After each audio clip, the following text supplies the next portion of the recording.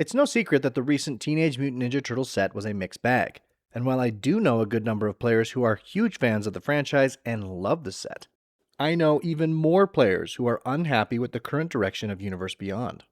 And to be honest, I myself was a little skeptical at first, but I have to admit that I've officially come around to the set.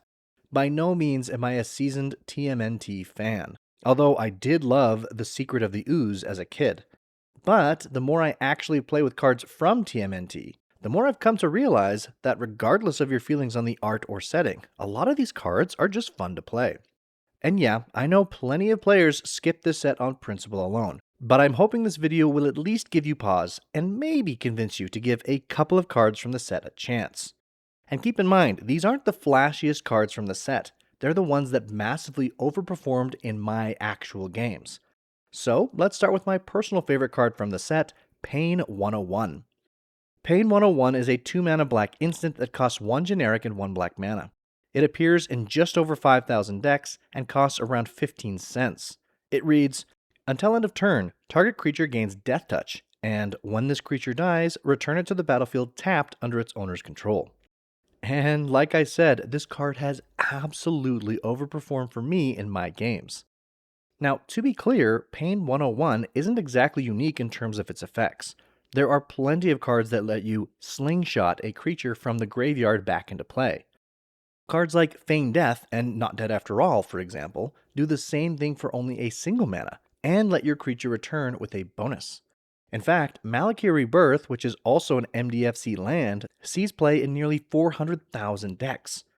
Clearly, this unique form of protection and recursion has a place in Commander.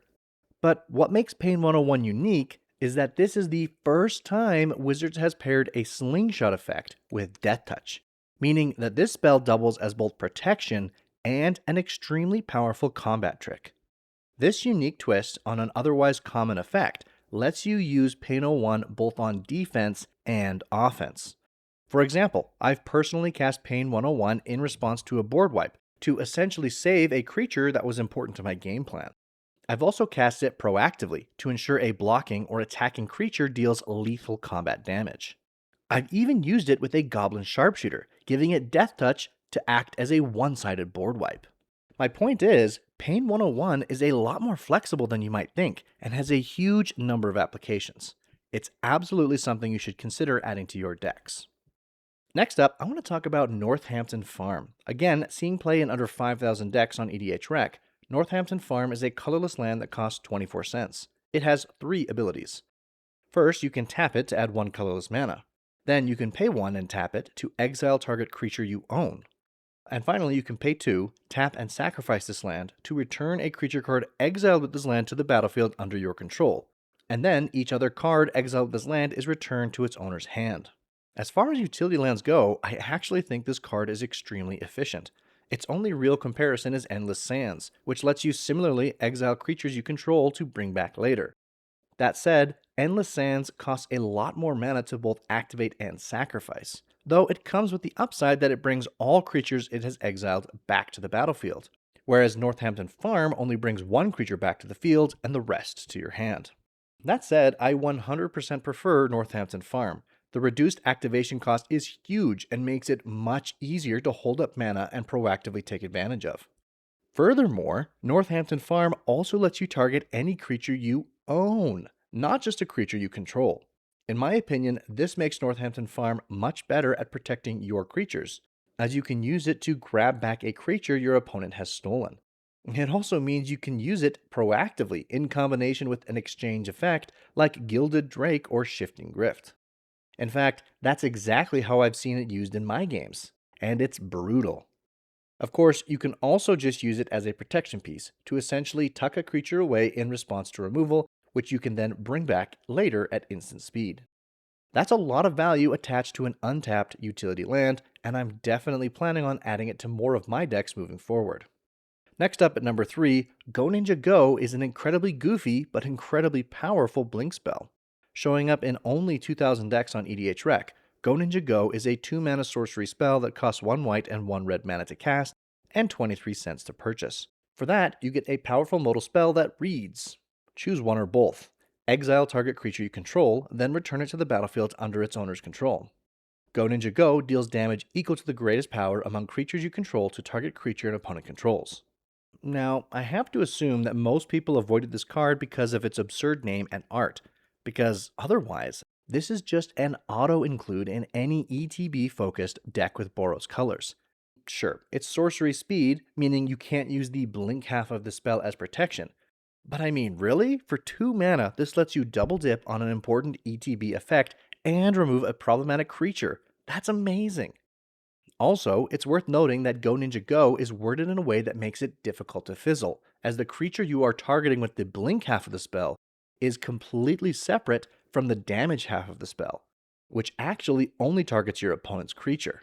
Since this damage effect doesn't target one of your creatures, even if your blink target is removed in response, you still get to deal damage to opponent's creature based on the power of your other creatures in play. This careful wording means that Go Ninja Go is fairly safe to cast as long as you have more than one creature in play, with the upside being that if it resolves, you get 2 incredibly powerful effects stapled onto one efficiently costed card. I run Go Ninja Go in my Boros Blink deck, and I recently used it to blink a Sandstone Oracle I had cheated into play with a Manifest effect. This allowed me to refill my hand while dealing 7 damage to an opposing Niv Mizzet Supreme thanks to an anti-causal vestige I also had in play. I will reiterate that sorcery speed is a definite downside to this card, but at just 2 mana, Go Ninja Go is absolutely worth it. Next, at number 4, I'm a big fan of Swift Demise, a card from the Ninja Turtles precon. Swift Demise is a 3 mana black instant that has about 8,000 decks on EDH Rec and costs 26 cents to purchase. It reads, Swift Demise deals 1 damage to target creature, then destroy each creature you don't control that was dealt damage this turn. Honestly, I am legitimately surprised that this sees so little play. I mean, the artwork is actually pretty cool in my opinion, and the effect is incredibly powerful. Sure, at its floor, it's a 3 mana destroy target creature spell, but that's not even that bad. Sure, cards like Bitter Triumph and Infernal Grasp are more efficient at 2 mana, but that comparison only holds up when Swift Demise is at its worst. At its best, when paired with an effect that deals 1 damage to each creature, like Pestilence or End the Festivities, Swift Demise is an instant speed one-sided board wipe. Or say you have a single pinger in play, like Tim for example, and suddenly Swift Demise becomes a 3 mana instant that can destroy 2 creatures. That's really good. Even without any ping effect, you can use Swift Demise post-combat to destroy any of your opponent's creatures that survived after blocking, plus 1 other creature on the table. And you don't have to do it on your turn either. You could cast it on an opponent's turn to destroy all blocking and attacking creatures that have any amount of damage marked on them. I could absolutely see this destroying 4 or 5 creatures at once in a forced combat or goad-style deck. Possibly the most interesting way I've been able to use this card was in combination with First Strike. I was playing against an elf ball player who had just cast Craterhoof Behemoth. My only blocker was an Ocelot Pride, and while a single attacker was enough to kill me, they sent 2 creatures my way just in case. While the other 2 players had no way to survive, I was able to save myself by casting Swift Demise after First Strike damage was dealt, meaning I could destroy both the blocked and unblocked creatures that were attacking me before they had a chance to deal damage. I should add that I sadly did not go on to win that game, as my opponent was able to fog my attempt to win on their next turn, but that's neither here nor there. The more important point is that Murder still sees play in 160,000 decks, and Swift Demise is an easy upgrade in almost every case. Finally, the last card to make my list is Savante Romero times Exile. At 5 mana, Savante Romero is a 4/4 Black Demon Wizard that appears in just under 4,000 decks and costs 25 cents to buy. He has 2 abilities. First, Trample. And second, at the beginning of combat on your turn, put a +1/+1 counter on Savante Romero. Then you draw X cards and lose X life, where X is the number of counters on Savante Romero. And that's it. He's simply a creature that draws cards and gets bigger over time.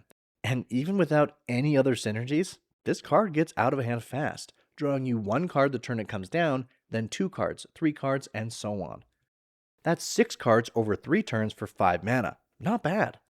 And that's all by itself. If you have any way to put more counters on this card, And keep in mind, any counter will work, not just +1/+1 counters. You could easily refill your hand the same turn that Savante hits the field. I especially like him paired with something like Hardened Scales, which will let you draw 2 cards the first turn you play him. But really, there are so many cards that combo with Savante to let you draw an obscene amount of cards the same turn you cast him.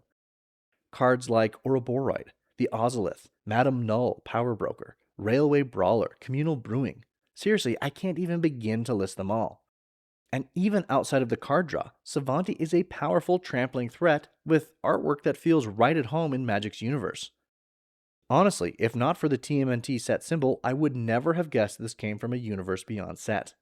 In fact, Savante reminds me a lot of the Speed Demon from Aetherdrift, which sees play in about 20,000 decks on EDH Rec.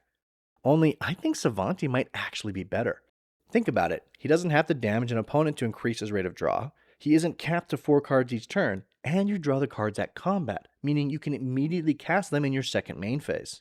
In my games, I found that Savante is almost too good at drawing cards, and I would absolutely recommend him in any deck with any kind of counters theme. Alright, I do want to include one honorable mention. Renette, Temporal Apprentice. Unlike the other cards on my list, I haven't actually had a chance to play Renette, but I think she's got some serious potential. Renette is a 5-mana blue human wizard with 4 power and 3 toughness. At just 23 cents, Renette appears in a measly 1,000 decks on EDH Rec. She reads, Flash. When Renette enters, return each other non-land permanent that entered this turn to its owner's hand.